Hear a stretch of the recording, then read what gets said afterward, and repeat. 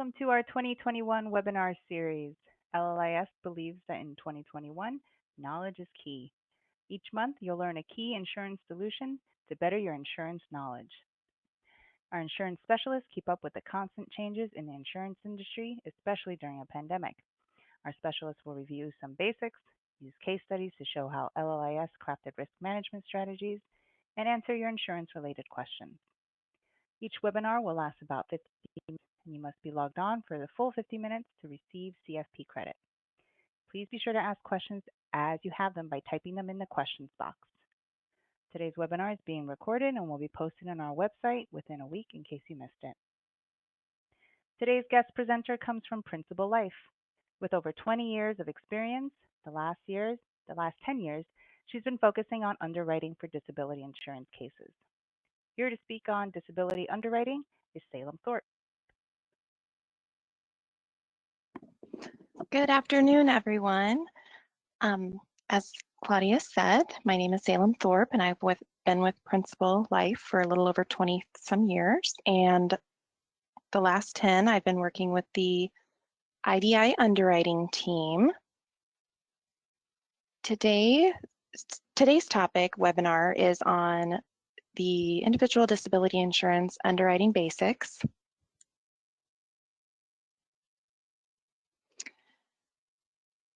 Today, we will first be going over some of the differences in the life and disability underwriting arenas. Second, we will go over the 3 basic underwriting tiers and what may be involved in those processes. And then third, we will talk about some helpful hints for advisors. And at any time throughout the presentation you have questions, please feel free to use the chat box, and I will stop basically on the summary pages and to answer those questions as best as I can.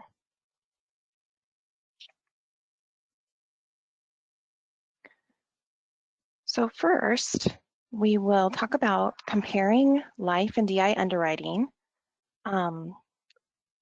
When comparing individual disability to life insurance, at times, if you sell both, or if you advise on both life and disability underwriting, many of you have felt possible frustration when it comes to the conclusion that DI could be too complicated and it takes too long to have a policy issued. To explain the difference between the underwriting process for these two is the difference between the topic of mortality and morbidity. Mortality is basically the relative frequency of death in a specific population. There's no real gray areas. You're either dead or you're alive, and the actuarial research helps the life underwriters know the probability of when someone may die. Morbidity, on the other hand, for DI is a proportion of sickness, of a specific disease, or there's other variables such as pre-existing conditions that may result in a long-term disability. So essentially, something such as a painful back, which wouldn't result in a death, may, rather impact someone being disabled. So that is what it essentially comes down to. Or there are many other things that can be rated or ridered because of a disability that may not come into play for a life insurance policy. So the risk there is dramatically different between life and disability.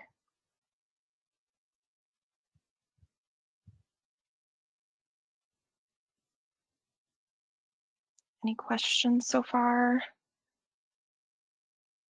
So our first underwriting tier we will talk about, these are the 3 underwriting considerations for DI products. Essentially, we break them down into occupational, medical, and financial. For disability, classifying the client and their occupation class is really important to determine both the premium rate and also what benefit amount they may be eligible for. For medical, we will look at any pre-existing conditions that might be potentially disabling for disability, which they can be, any musculoskeletal up to any history of like cancer, diabetes, etc. And we'll go further into detail on these topics in the next few slides. And then for financial underwriting, we do have to look at an in-depth history of their income for like the last 3 years to determine what type of benefit they may be eligible for.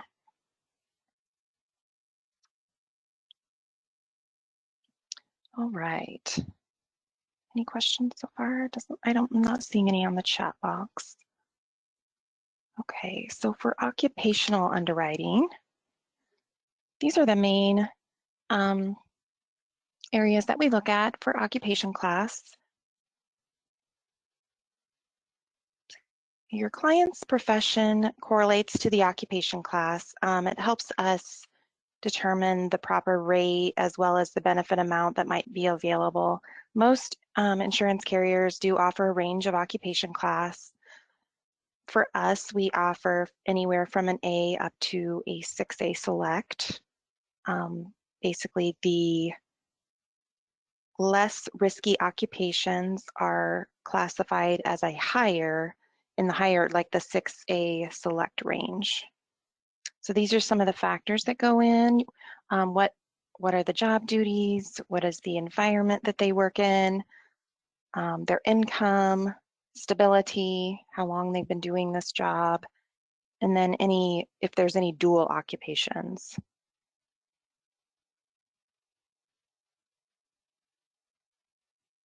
All right, I'm going to go to the next.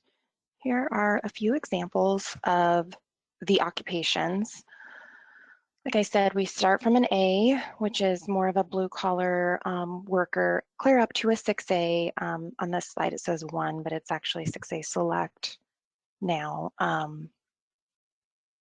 So there is a wide range here, and I'll kind of go into more detail. What is not listed are medical occupations, which show like an M next to it. So a ER doctor would be a 3AM. A family physician would be a 5AM. They just range depending on the specialty of the physician. But like your attorneys, CPAs, engineers, those are all more of a top class.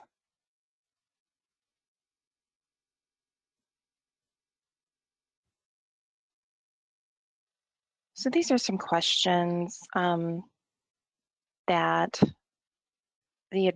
you as an advisor or the LLIS may ask. What is the client's day like? How many hours are they working? You just want to make sure they're working at least 30 hours a week. Do they have any manual duties? And what percentage of the time are they doing those duties? And do they have any ownership in the company? And then how many employees do they have if they do have ownership, or if they're a supervisor, how many employees are they supervising? So that's a good jumping off point when we're looking at a client's occupation.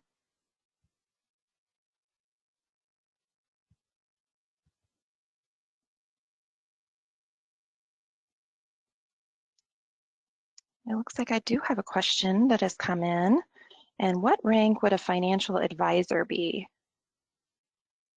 So a financial advisor would be either, depending on how long they have been doing this and what the income is, there's a couple different levels, but it would either be a 4A or a 5A.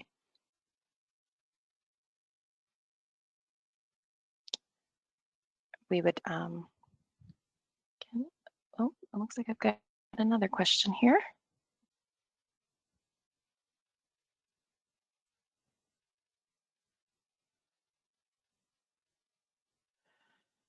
And I'm gonna look at that here in a second after we go over the next few slides, and they'll probably clear up a little bit. So here's an example of two different two different employees or two different people that may have ownership in a company. So on the left side, we have Karen, who's the president. And on the right, we have Darren, who's the president of a construction company. But as we dive down into both of their, the specifics, Karen, as we see, has 75 employees, making 100,000, mostly office duties. And then she's only visiting the job sites 5%. We have Darren, who is also a president, 6 employees, 25K annual income, 80% job site, and then 20% office.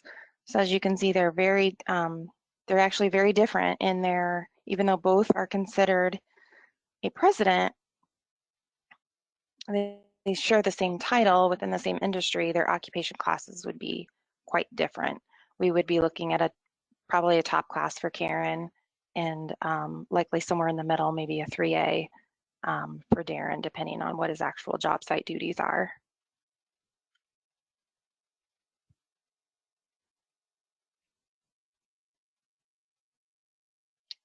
Okay, here.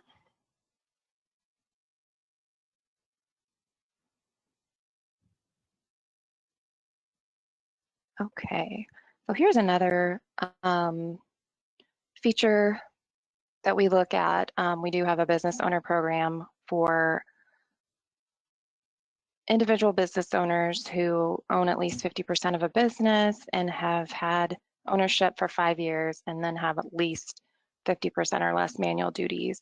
So we do have different levels, tiers essentially, that will give a bit of an upgrade for those employee or those business owners. Okay, so I do have a question coming in and I'm going to read that really quick.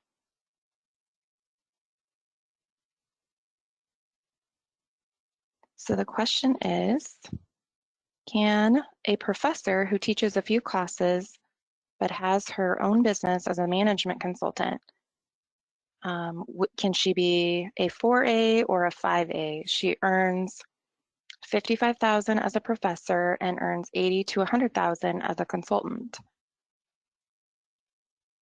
In this situation, likely we would go 5A. She's making a total of approximately 150,000 with the consultant. Depending on how long she's been doing it, probably at least 2 years, I would guess. And also, if she is a professor, she likely has either a master's or another sort of graduate degree. So I would put her in likely a 5A occupation class. Hopefully that clears that up. And we can use both sources of income for that one also. I have another question that just came in. If most professionals are working from home, does that change eligibility for disability if their role has less required mobility? At this time, we are not restricting anyone that is working from home because it's essentially our new normal. It's, you know, we would not count anyone out basically that has to work from home, that does, you know, typically works in an office. We would allow them to apply with no restriction occupationally. So hopefully that helps there. Let me know if you have any other questions on that topic. I do have a few more slides for occupation. Next, these are just some currently uninsurable occupations for us. Chiropractors, casino workers, oil rig workers, professional athletes, marijuana industry workers, like house flippers, nuclear plant workers, property managers managing self-owned properties. And these are just, we are not offering because, well, for chiropractors and some of the others, there's just, the risk is too high and we used to offer it for chiropractors, but the claims experience wasn't favorable. So we decided not to offer. Other companies may offer them coverage, and for marijuana industry workers, since it's not federally legal yet, that's just not, it's not an industry we have yet opened up eligibility for. Oops, let me go back here. Oh gosh. Okay, sorry about that. Any more questions on occupation before I switch over to medical? I'll just give a couple seconds here. And you can always ask questions too at the end.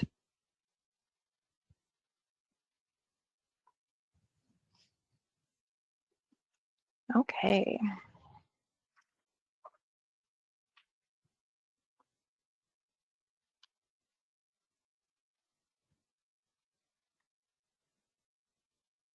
Okay. I did have one more occupation question come in, and it was, is it pretty common for jobs with a lot of manual labor, for example, farm managers, et cetera, to be uninsurable or for the premiums to be very costly? The answer is for someone that's working on a farm or doing like construction work, the premiums are going to be quite a bit higher. We may not be the top carrier in that market.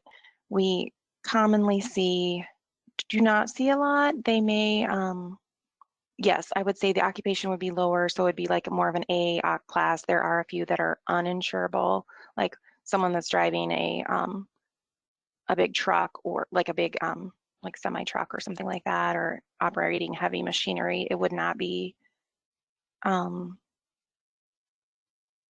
someone that would be insurable for us per se. So let's go on to, I do have one more question for occupation. Is why would a financial advisor be under attorneys in ranking? I can't specifically state why an attorney would be higher than a financial advisor. I just know that occupation classes are looked at occasionally, I would say probably every few years, by our pricing and actuarial teams, and they do look at data that comes in, and they, you know, they rate them accordingly based on claims experience and things like that. So I can't say exactly why they would be a different OC class.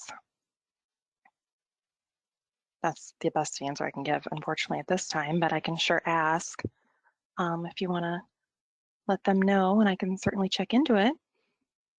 So I'm going to go ahead and get started on the second topic, which is medical underwriting.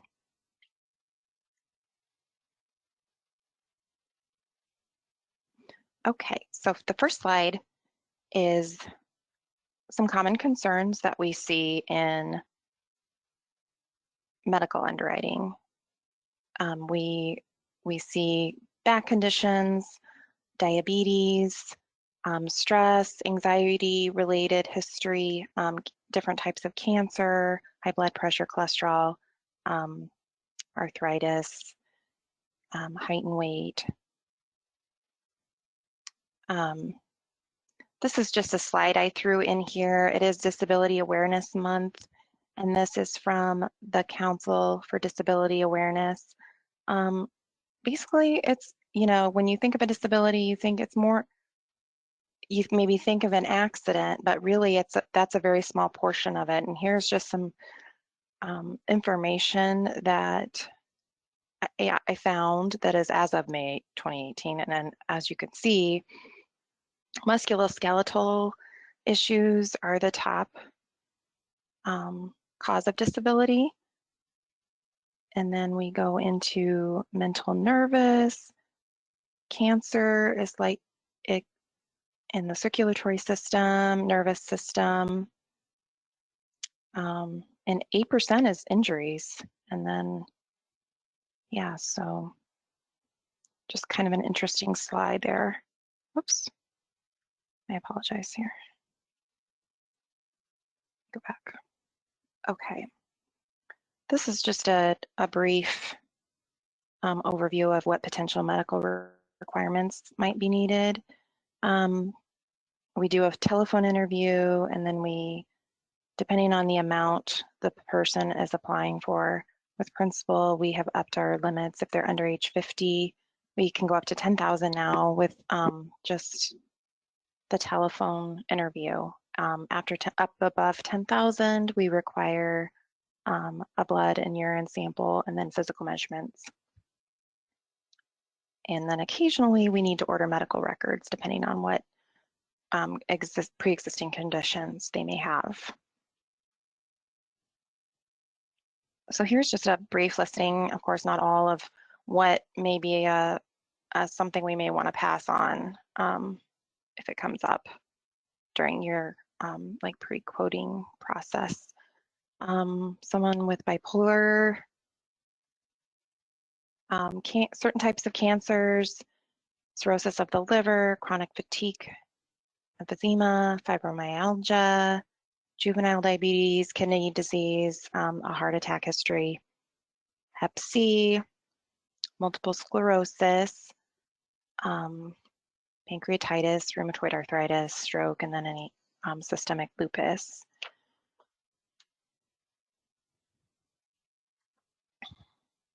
So if your client had any of these conditions, you would want to discuss those with either LLIS or, and they can discuss it with the underwriter. It's important that you have as much information about this condition as possible. If it were cancer, you would want to find out what kind, the staging, and how long since they've been treated. Treatment and like the amount of time passed is always two important factors to ask when you're looking at any of these type of conditions.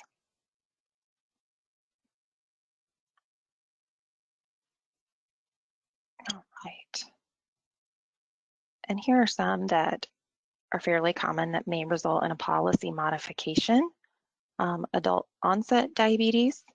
We can offer for diabetes, if it's type 2, just controlled with oral medication, no insulin. We would likely offer with a 5-year benefit and a possible rating. And then mental nervous conditions, we would consider the type of disorder, the stability, the type of treatment, any medications they're using, and if any comorbid conditions exist. And when I say comorbid, those could be something like a chronic headache that might go along with it, or insomnia, or even excessive alcohol use. And then when we look at back issues, any sprains or anything in the back, we would just want to know, like, when were their last symptoms? Has there been any chiropractic treatment? Was it a disc or was it just a muscular issue? Things like that. Just depending on how long it's been since they've had their symptoms and treatment, we would want to know, and then that may result in a modification. Just something you might want to look into or check and see. Get as much information as you can. So then Crohn's disease, which is it's an inflammatory bowel disease, and it may result in a exclusion or a possible rating. And then I'm not going to go over every single one here. And then ulcerative colitis is also, oops, sorry about that. Oh my goodness. Is another disorder of the bowels, and may do an exclusion there or a possible rating. Excess weight, that is one where we do ask for the height and weight on the application, and then we'll ask it again on the tele app. And occasionally we will need to get the lab to come out and take it. And depending on our bill tables are pretty generous, meaning uh, we don't start rating until they're significantly overweight. So we would possibly add a rating to a policy if they were significantly overweight, just to kind of, there can be several, issues down the road with obesity and those related conditions. And I do have a question here for medical, and it is, what is the mechanism by which you get updates to an insured's condition? Is it just an expectation of self-reported changes? And I think, oops.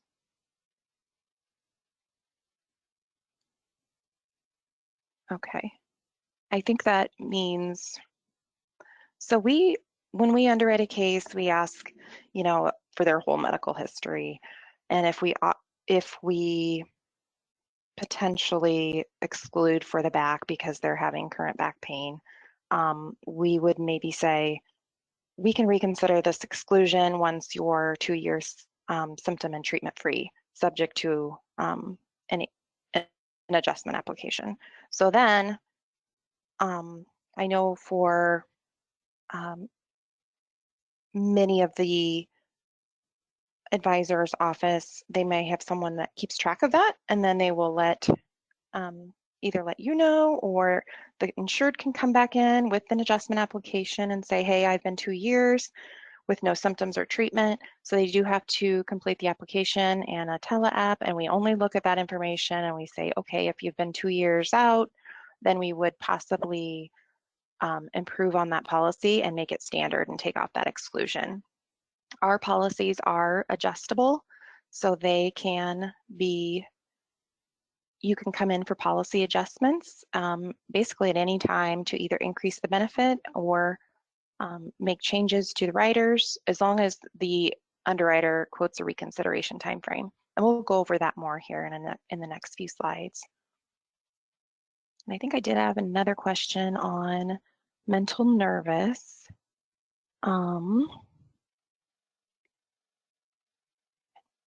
We'll go over that here. So for mental nervous, it says, we've noticed anxiety, stress-related conditions resulting in a declination in the past, or at least limiting the benefit period to 5 years and or excluding. Has underwriting become more sensitive to this in recent years? For Principal, I can't speak for other companies, but I can say for Principal, we've actually become a little bit more, I don't want to say lenient, but a little bit more flexible. We've tried to come up with some better solutions. In the past, I would say about 3 or 4 years ago, we were limiting benefit periods to 5 years. We were possibly not allowing the increase options, such as like the future benefit increase riders. But based on some positive claims experience where we are already excluding for mental nervous, we felt like the mental nervous exclusion was covering most of that risk. So essentially, we are oftentimes, depending on stability, minimal medication use, if it's just anxiety or depression and not anything major, we have been offering to age 65 with the mental nervous exclusion, and oftentimes we are allowing those FBI and BU riders. Or, another one I do see a lot of is ADD, and those are often just with the exclusion, and we can go long-term benefits and allow the options. I would say the only time I would say that's not the case is when we see multiple medications being used, multiple, maybe some switching around of treatments within the past year. That may be a concern because it's not, we would consider that not like stable. Or if they have if they have some other issues going on top of that may be affecting or may be affected by the mental nervous condition, such as like if they're having chronic migraines or, insomnia, things like that. So hopefully that helps a little bit. But yeah, I would say they have, we do oftentimes require medical records for mental nervous because we're now offering those increased options. We want to make sure we're doing, we are fully underwriting those cases. So here's the next screen is if you get an offer with a modification, you can discuss it with your partner at LLIS, and they can certainly discuss it with us. If we just, it's great to know what's the most important thing for your client, like to find the best solution. We can make alternate offers by possibly if they reduce the benefit amount, maybe we can go to a long-term age 65. If they reduce the benefit period, then maybe we can actually go without a rider, things of that nature. So there are different options to get the policy, essentially what they say is placed, but it's different solutions for the client by knowing or finding out what is most important. Or by rating, if they don't care what the premium is, maybe instead of going with a 5-year benefit period, if we had a 25% rating, there's just different options to get the best solution for the client.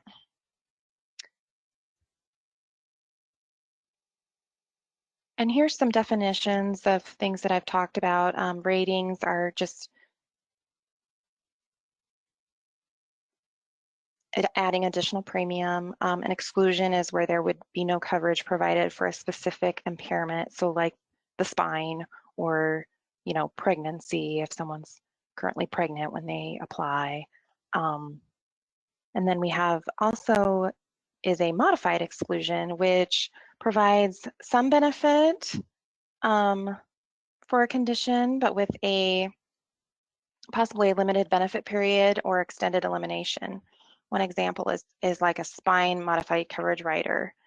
That would be something we could possibly offer where it provides some coverage, but it also provides the carrier a little bit of protection as well. Say if it's a mild case of back pain or whatever, we can go to a 180 elimination period, but still allow them maybe like a 2 or a 5-year benefit period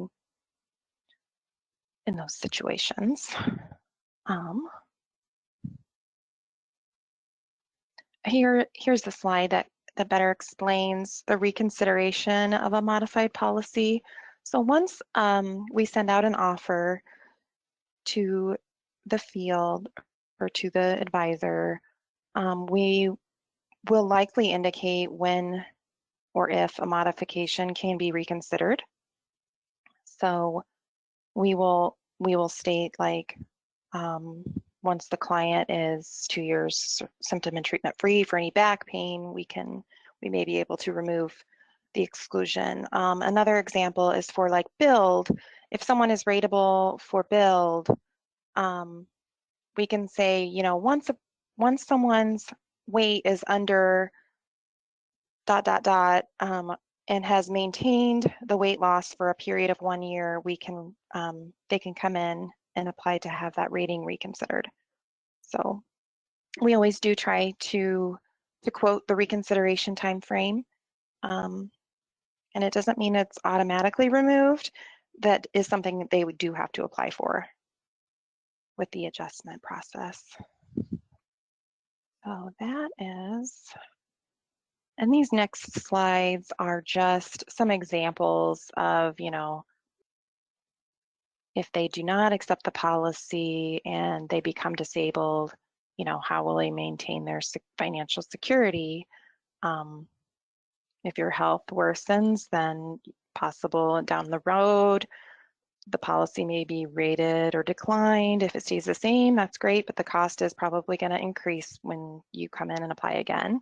And if it improves, you can potentially lower the rating, but yet your premium is still going to be high because your age has increased. If they do accept it, it protects your security. And if, like I said, if their health does improve, we do have a chance to re-review it down the road for a potentially better offer with the adjustment application. Okay. It looks like I have a question here. So, one second.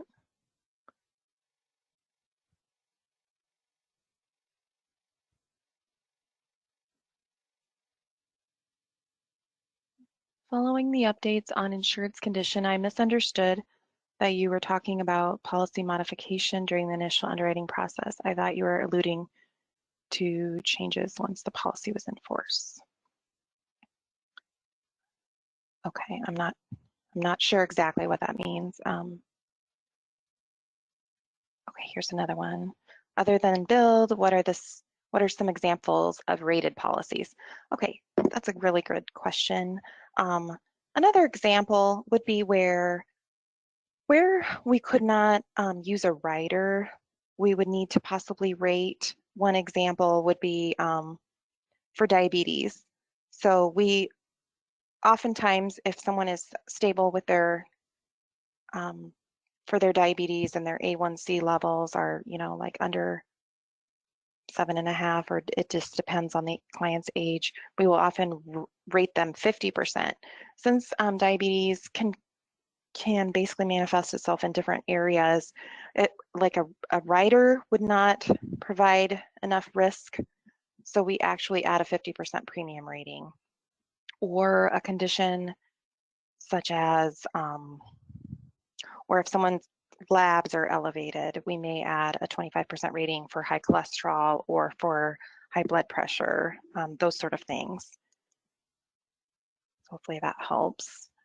And sometimes a rider just isn't quite enough on someone that has a pretty significant medical history, so we may want to add a rating there. Or a rating may also apply for someone that has a history of possibly recent, like DUI. We may add an extra premium rating. That's a good question.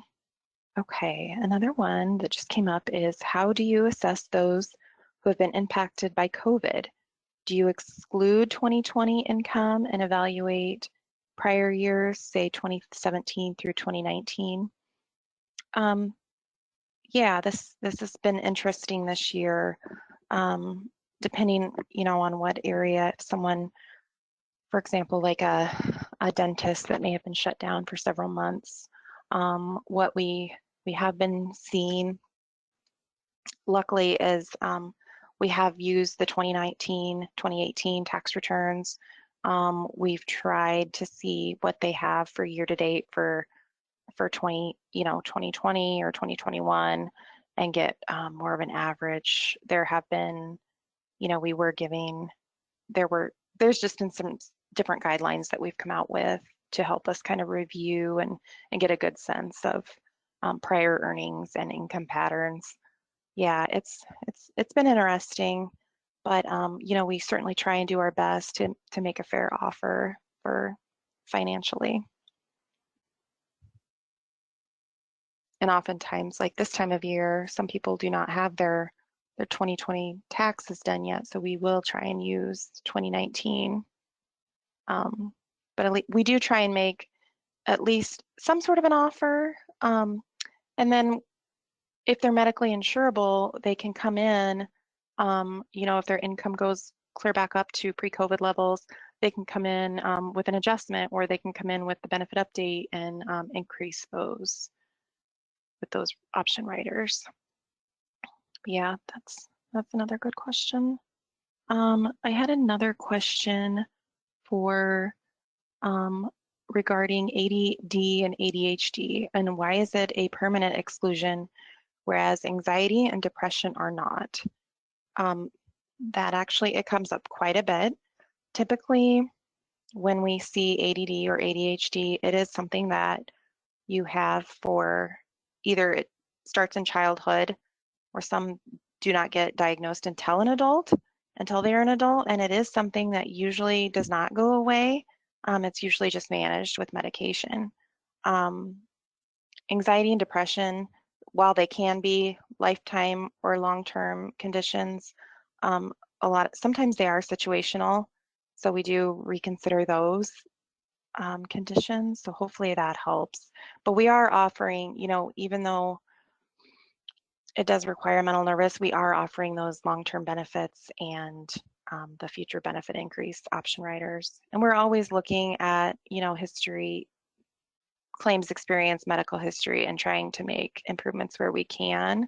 So I would just say, those are always subject to reevaluation, those guidelines, but that's usually typical across the board, is a mental nervous exclusion.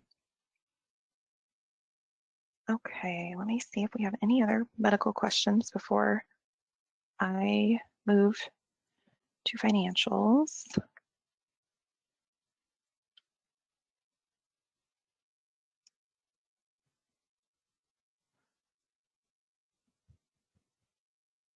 Okay, so these are just some good jumping off points when we're looking at someone's medical history is, what is their height and weight?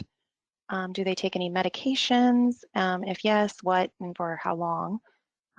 During the underwriting process, we do look at a person's script check and see what medications they've been taking, which has been a really good underwriting tool. And then do they have a history of any illnesses or conditions? And if yes, what and for how long, and what the treatments were or are being done. These are just some basic medical questions to get the ball rolling with prospective clients. Any other medical questions for now?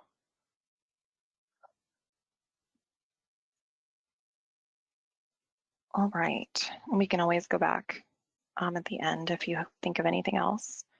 Okay, so the second or third tier is financial underwriting.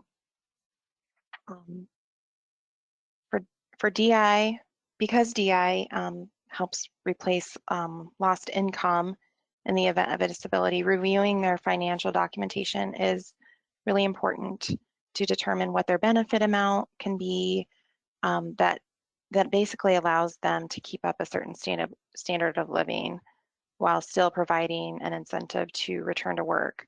The financial section of the application is very important that it's filled out correctly, and then looking at the tax returns is usually the best way for us to review their income docs. Certain things to look for, know if they're a business owner, and it's just some things to watch out for. They're not super common, but a high net worth, significant unearned income, which could be, it could be anywhere from capital gains to passive income from like a surgical center where they're not actually working, they're just, an owner. And then if it's a newer business.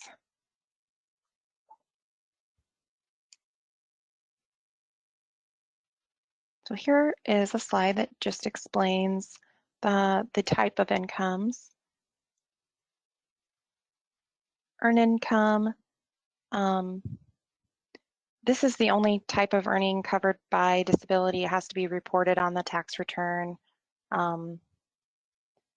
Unearned income can be, like I said, capital gains, net rental income, interest and dividends. And these are just things that would tend to keep occurring or accruing if there were a disability event.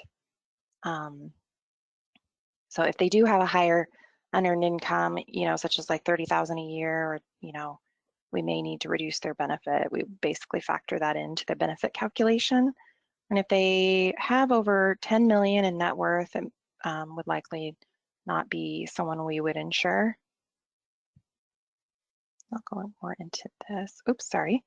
Income earning patterns. This is a good, it's just something we look at. We look at the pattern of their income. You know, we'd like to see it, you know, growing year by year. If it is a huge jump in income, we may need to use a 3-year average. You know, except for in the case of like a resident physician graduating to a, you know, first year private practice, then we would, of course, be able to use their, you know, employment contract or things like that from the new employer. Like I said, this year has been interesting, but we are trying to come up with the best solution for everyone by being flexible where we can. One thing we cannot really do is use a projected income. Someone could say, you know, they're projected to make this. We have to use what's actually on the tax returns unless we have something, you know, written by an employer that states, you know, they're guaranteed to make a certain salary. If they're in a new job, doing, you know, similar duties, making similar income, we can use prior earnings. If they're making less in a different occupation, we would not use prior earnings. That's just something you want to watch for. Also, if you have someone that's in their first year of starting a business or they're buying a business that have done something similar in the past, just check with either LLIS or the underwriting team, and you can see if they would be eligible for coverage. Sometimes we'll take like a portion, we may take like 75% of their prior earnings. If they're doing something similar and they just started out in their new business, we'll try and come up with a solution for them. Let's go next. If you come across a situation where someone has filed bankruptcy, just need to know these few things: the type, the chapter, and you know, how long has it been since they've essentially been, they call it discharged. If it's been over 2 years, we can likely consider them for coverage. We would likely need to see 2 years tax returns on in those situations. And then, so these are some questions that you want to ask around financials. What was the client's last taxable earned income this year and last year, and have they ever declared bankruptcy, and if they have any other disability coverage, because we will need to wrap around that or replace it if they decide to replace. Oops, I did just see a financial question come in. And it says, if a business owner's income decreases with time, can the benefit and premium be adjusted lower? And the answer to that is yes. Any business owner or regular non-business owner can always adjust it to decrease the coverage. It would be a non-underwritten adjustment. Essentially, it's just signing a 1 or 2 page application that requests that they reduce the benefit amount if their income decreases. Yep, always adjustable with the current product. All right, that was a good question. Let me make sure there's no others. Okay. Here's some additional considerations. One would be aviation, if they're doing any recreational flying, any sort of like rock climbing, things like that. Those may require like a sports exclusion, depending on the type and how often they're doing it, or if they're a smoker or non-smoker. One thing that does go along with that that I haven't addressed is marijuana use. And for marijuana use, if it is recreational only, no medical marijuana is considered. But recreational only, they can actually, recently we've changed our guidelines a bit. Someone can smoke or ingest up to 4 times monthly before we would consider them a smoker. So if it's over 4 times a month or, daily, we may need to rate or possibly decline depending on that, but up to 4 times monthly, we actually consider non-smoker. So that's kind of a newer guideline. Home-based workers for right now does not really apply because of the situation, obviously. And then criminal illegal offenses. Those, depending on what it is, if it's a felony, we would not consider offering. If it's a misdemeanor or in the case of like a DUI, we would just need to know what the time frame was. If there were multiple offenses, we would need to know that, and it could possibly be a decline, just depending on the age of the client. If it was 10 years ago, it's not going to matter if it was a single offense. But if it was real recent, we may need to add a premium rating. And then seasonal employment, we do not see very often, but it wouldn't likely be something we would consider. Let's see if there's any. Here's just a kind of just some more helpful hints. It's a good idea to pre-screen the clients, make sure they're providing as much information on the app as possible, and to always be open and honest with the underwriter. And then with that, I will open it up for any additional questions. I'm gonna look through the chat box again.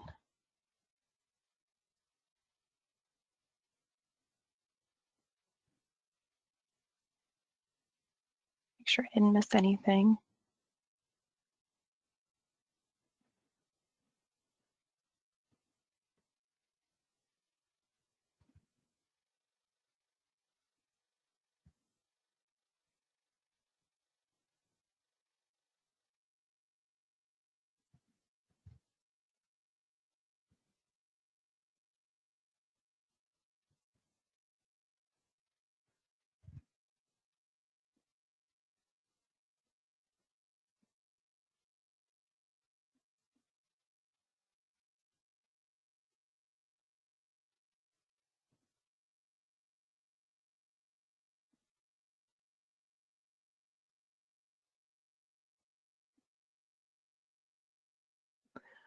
Okay, I do have a question. What's the most common surprise you see when applying? I would say, I don't know if it's a surprise, a common surprise. I would say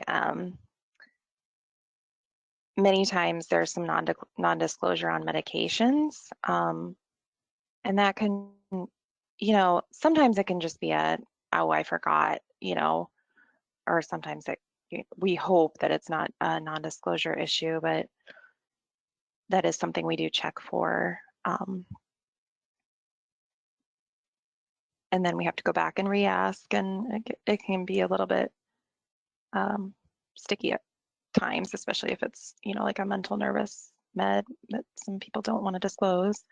Oh, another one. Let's see. If someone is using marijuana more than 4 times, are they a smoker? No. At this time, we are not using smoker. We may use like a 25% rating up to decline, just depending on how many times per month. So we're actually not using smoker, we're just adding a premium rating. Another question is, do you consider restricted stock units for income? That is a great question, and the answer is sometimes we do. It depends on how long they've been receiving it, if they're fully vested. There's several different things they have to qualifications they have to meet before we can consider that as income. And as long as if they meet all those specifications, we can use those sometimes. So that would be a good one to run by an underwriter specifically if you do have a copy of their past couple years tax returns and W-2s, we can see if we can use that. So hopefully that helps.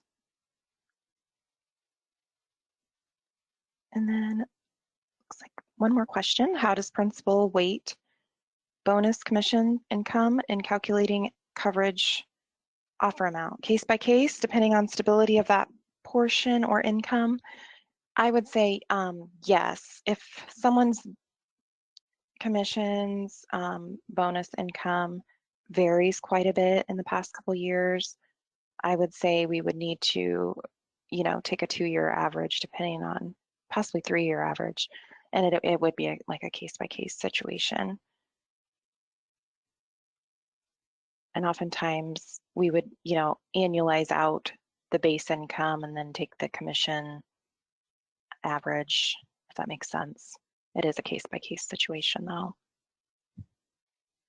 Well, hopefully this information was helpful. I really enjoyed presenting it. Hopefully what I stated did make sense. And of course, any questions can be, asked through either Claudia at LLIS or Kathy. I'm going to wait and see if any more questions come in here. We've got a few more minutes left. It does. Hi, Salem. Thank you again. It doesn't seem like any other questions are coming in, but just in case, attendees will be able to answer or ask any questions in the survey that once we end the webinar. I just want to say thank you Okay. again for taking the time to present part of our webinar series. It's always great to have someone coming like from the source. It's much more different information than what our team is able to put together. So thank you again. You're welcome. And this concludes today's webinar. We have another webinar on disability with our own Brian Ciccarelli on the 25th that will also cover disability for Disability Insurance Awareness Month. Thank you all for tuning in. Thank you, Salem. Thank you. Bye-bye.